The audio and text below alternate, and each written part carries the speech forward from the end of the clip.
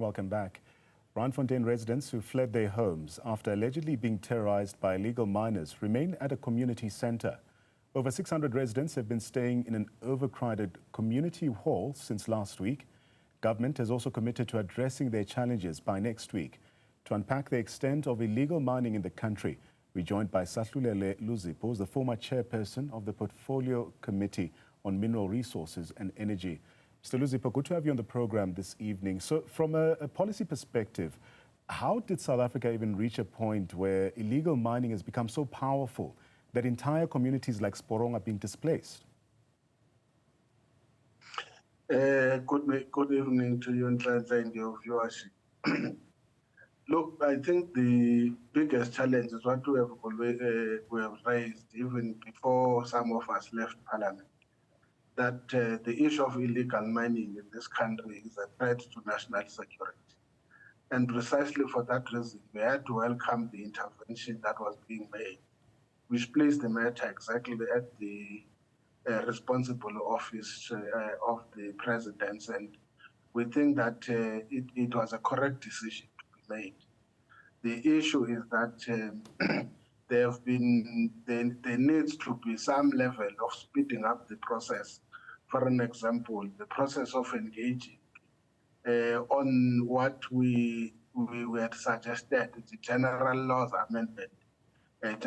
Amendment Bill that is required, which is going to be a law that cut across all the multifaceted challenges that are faced with illegal mining, be it the issues of immigration, be it issues of security, be it issues of illegal mining activities. All those, they will require that they are being able to be attended in one roof. It is regrettable, though, that the situation would have escalated to a state where the actual owners and people who belong to the houses had to vacate those houses.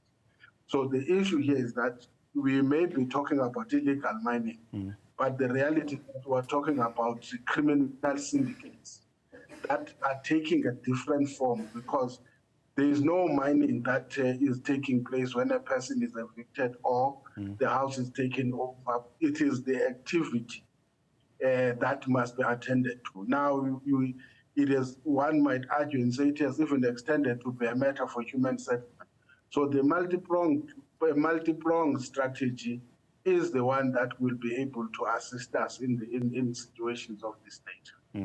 Let's go back to your previous role. During your tenure as chairperson of the Portfolio Committee on Mineral Resources and Energy, what warning signs did government overlook at the time that allowed zama networks to even grow into violent and organized criminal operations?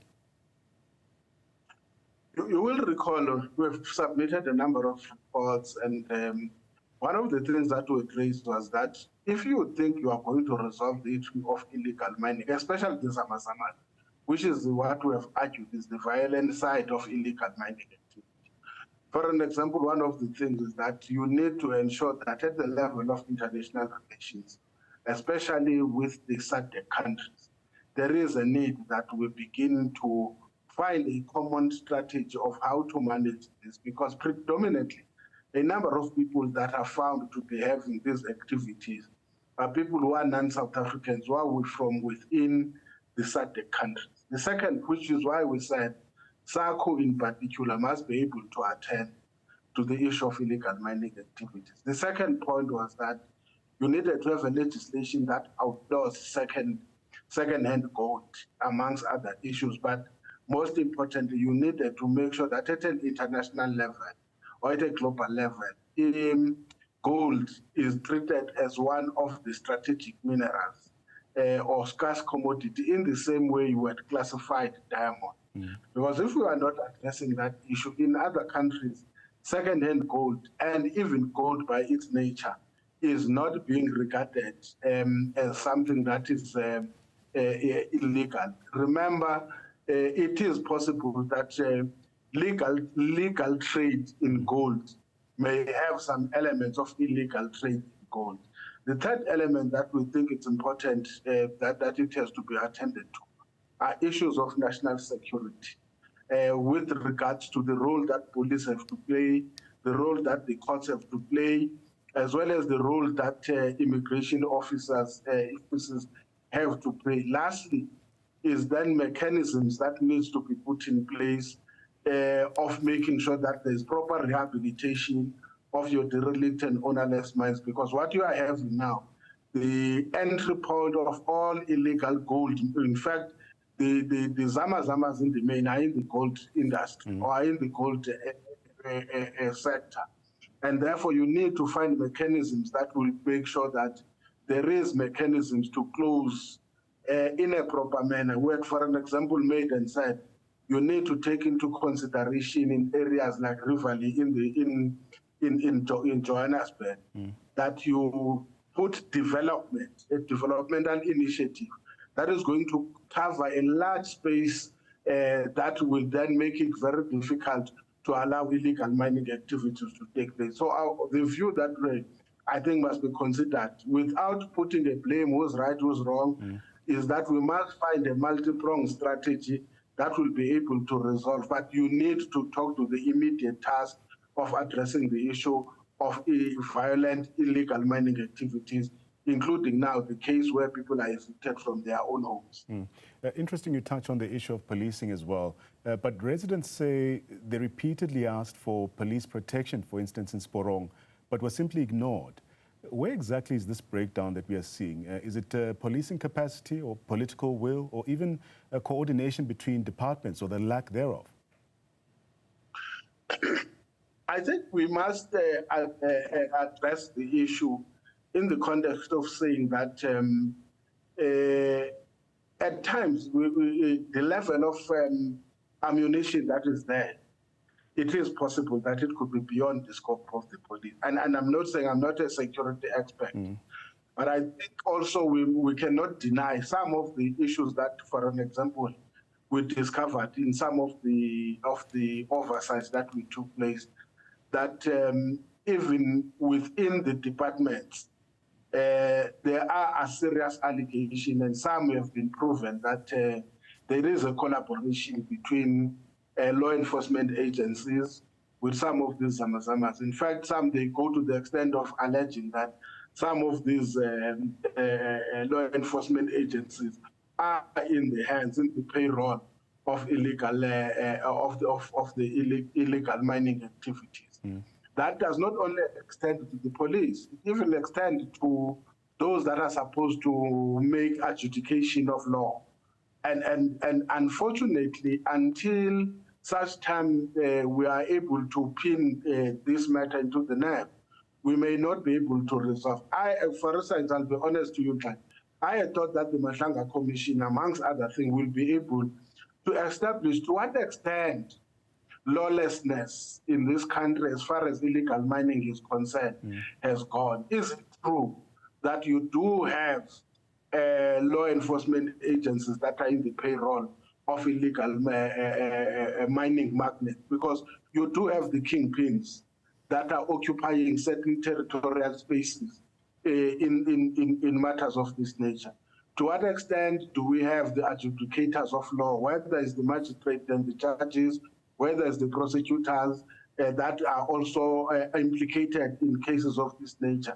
So it is quite a complex matter, but at the same time, it's not a complex matter that we should use as an excuse not to address the interest, demand, and expectations of our communities. Yeah. Mr. Luzipo, illegal miners often operate in abandoned mine shafts. Let's speak to this issue. What responsibility should mining companies then carry for failing to properly close or even rehabilitate these sites? Unfortunately, they don't have any obligation. I'm sorry to say that. Let's talk law, not talk feelings and expectation. The truth of the matter is that in South Africa, the law, by its very nature, does not apply retrospectively. You apply for a mining right or a mining permit. In those days, there was no requirement of concurrent rehabilitation or even rehabilitation that is required for a mine closure. I think the issue here, which is it's a matter that is beyond my comprehension. But I think government must also consider engaging these, especially the gold mining companies, and say, yes, in terms of the law, you have got no obligation, you have got no liabilities, because at that time there were certain requirements that were not necessarily in place. For instance, rehabilitation as amongst other things. Currently, in terms of the law, you have got a liability and a responsibility to ensure that there is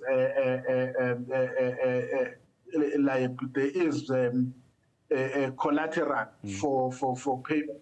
So in the event you don't do rehabilitation, then the state will take what is been secured from you and do the rehabilitation. You didn't have that law.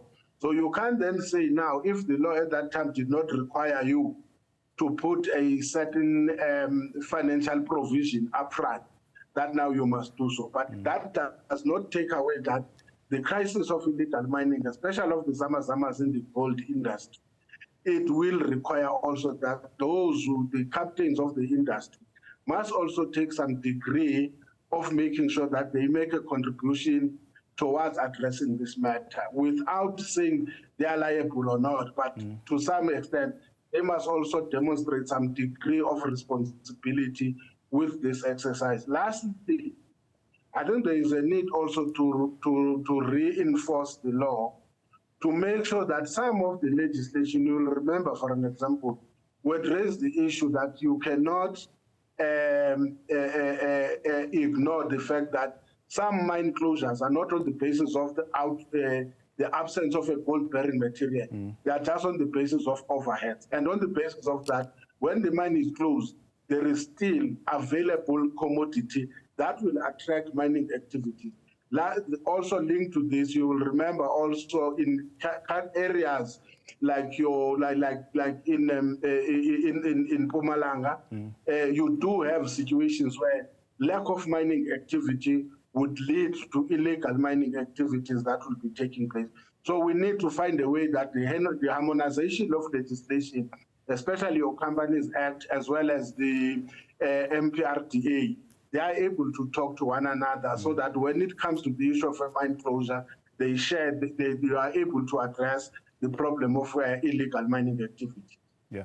Mr. Luzipo, as we wrap, government has arrested tens of thousands of illegal miners, yet communities are saying that nothing has changed on the ground.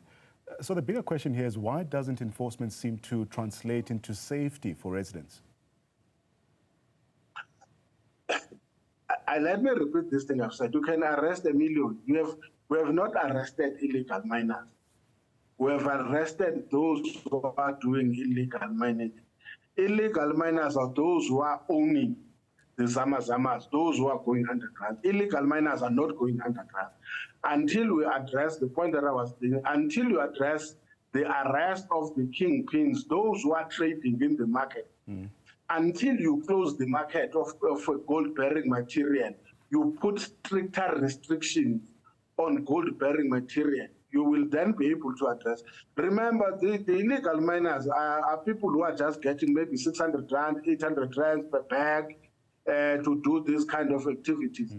You don't have a certain Mr. Luzipo who is in charge of making sure that this gold goes where it is supposed to go, and you will be getting billions or millions of multi-millions of rands for that activity.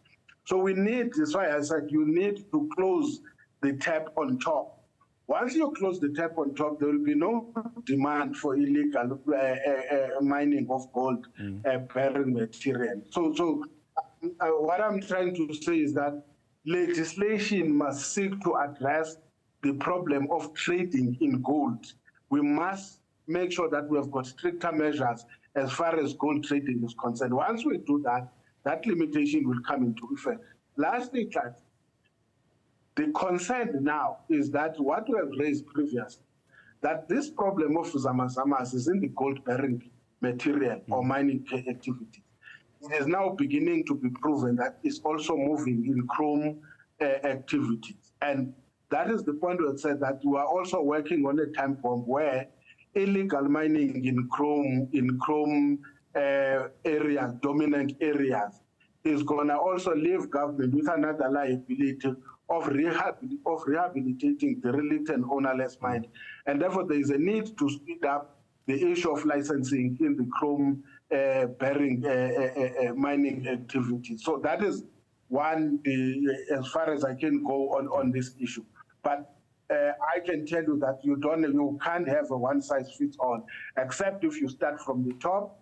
Until then, there is no activity that is demanded for zamas to be able to trade with gold. Our thanks to Sahlulele Luzipo. He's the former chairperson of the Portfolio Committee on Mineral Resources, really sharing his insights on the roots of the zama crisis and what must be done to restore safety and dignity to affected communities. Of course, as government promises renewed action, residents wait, for instance, in Sporong, not just for arrests, but for lasting protection and a chance to return home without fear.